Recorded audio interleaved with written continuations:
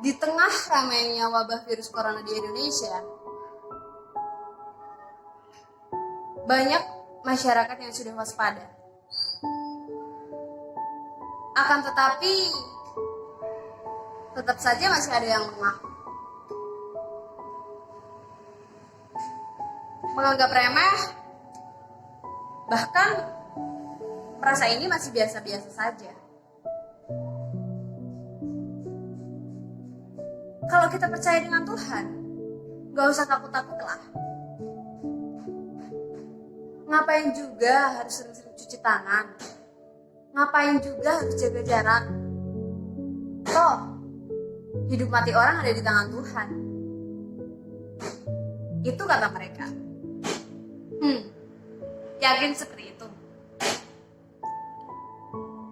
Pertama-tama yang saya ingin bilang, it's not all just about you.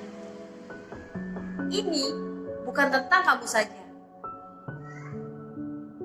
Mungkin hidup matimu ada di tangan Tuhan. Tapi jangan sampai tindakan itu mempengaruhi hidup mati banyak orang. Dan yang kedua, doa yang penting. Berdoa memang berguna. Tapi bukan saja hanya kita mendoakan apa yang kita inginkan.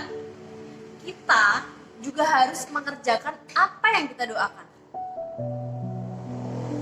Berbijaklah dalam bertindak. Saya yakin, mungkin teman-teman sudah pernah mendengar cerita ini. Begini ceritanya. Pada suatu hari, terjadi bencana di sebuah daerah. Karena hujan turun berkepanjangan dan permukaan air sungai pun semakin naik. Dan akhirnya terjadi banjir. Ketika banjir sudah mencapai ketinggian lutut orang dewasa, banyak orang yang mengungsi karena takut genangan air semakin tinggi. Berbeda dengan yang lainnya, ada satu pemuda tetap tenang tinggal di dalam rumahnya. Sampai akhirnya datanglah truk penyelamat dan berhenti di depan rumah pemuda tersebut. Mereka bilang, "Ayo Pak, ikut kami saja. Takutnya banjir akan semakin naik." Dan pemuda tersebut menjawab, "Tenang saja, gak apa-apa. Kalian lanjutin saja menolong orang.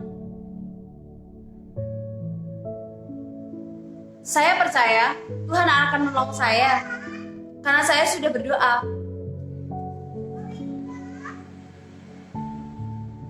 Truk penyelamat pun tidak berhasil membujuk pemuda tersebut. Dan akhirnya mereka meninggalkan pemuda tersebut dan melanjutkan perjalanannya untuk menolong yang lain. Ternyata benar, ketinggian air pun semakin naik sampai 1,5 meter. Hampir sampai ke atap. Dan pemuda tersebut pindah ke atap rumahnya untuk menghindari banjir. Tidak lama kemudian, datanglah regu penolong membawa perahu karet.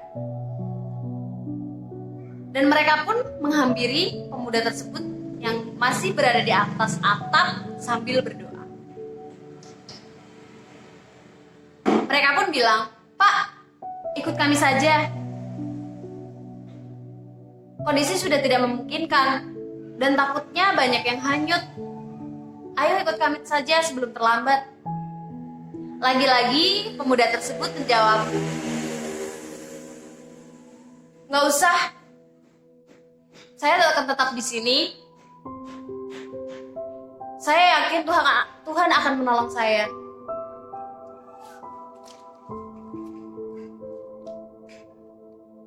Dan akhirnya mereka pun pergi meninggalkan pemuda tersebut tanpa membawanya. Ternyata benar, rumah-rumah banyak yang hanyut dan pemuda tersebut tetap di atas atap. Sampai tidak lama kemudian datanglah helikopter. dan regu penolong. Regu penolong melihat dari atas helikopter, melihat pemuda tersebut, dan akhirnya dia pun melempar tali tangga dari helikopter ke pemuda tersebut. Dan terdengar suara megafon berbunyi, "Pak, ayo cepat pegang tali itu sebelum terlambat." Dan lagi-lagi pemuda tersebut menjawab sambil berteriak, "Nggak usah khawatir, saya akan tetap di sini. Saya percaya Tuhan pasti menolong saya karena saya sudah berdoa." Akhirnya helikopter pun pergi meninggalkan pemuda tersebut karena pemuda tersebut tetap kekeh di atas atapnya. Sampai akhirnya semua rumah-rumah hanyut, tenggelam, dan tidak ada satu orang pun yang terselamatkan. Pasti kalian berpikir, gimana ya nasib pemuda tersebut? Iya, pemuda tersebut mati tenggelam. Dan di dalam kematiannya, dia dihadapkan dengan Tuhan. Dia pun langsung protes kepada Tuhan. "Tuhan, kenapa sih Engkau tidak menolongku? Padahal aku sudah berdoa dan selalu ingat kepadamu." Tuhan pun menjawab dengan singkat, "Aku selalu mendengar doa-doamu. Maka dari itu, aku mengirimkan truk penyelamat, perahu karet, dan yang terakhir helikopter. Tapi kenapa kamu tidak peduli? Kenapa kamu mengabaikan itu?" Seketika, pemuda tersebut nangis tersendu-sendu. Dia merasa bodoh. Dia tidak menyadari pertolongan itu. Tapi apa daya, semua sudah terlambat. Nah, dari cerita tersebut, itu bisa menjadi relevan dalam kondisi seperti ini. Kondisi di saat-saat seperti ini. Yang mana masih banyak orang yang menyepelekan, menganggap remeh dengan adanya wabah ini. Cuci tangan yuk. Kalau enggak pakai hand sanitizer lah.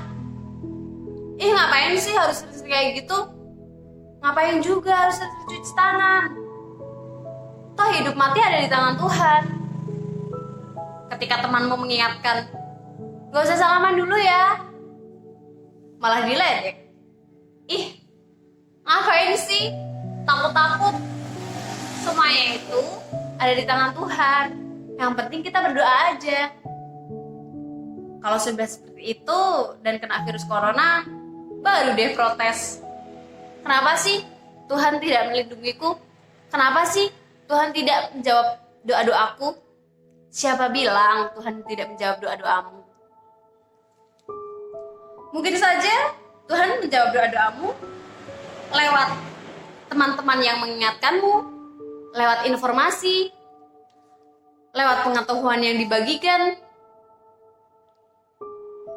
Jangan jadi orang acuh di saat-saat seperti ini. Tetaplah bersikap bijak. Karena kebijakan kita bukan hanya menolong nyawa kita sendiri, tapi juga menolong nyawa orang lain, bahkan orang-orang yang kita sayangi. Dan hargai juga orang-orang yang tetap bekerja untuk kelangsungan hidup kita. Pahlawan terdepan yang melawan wabah virus corona ini, seperti tim medis, dokter, dan perawat. Jangan bersikap sembrono.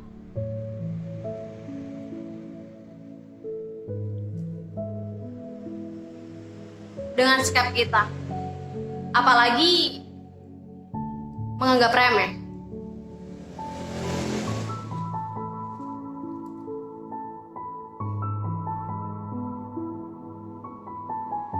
Jangan sampai kita sudah terkapar baru sadar.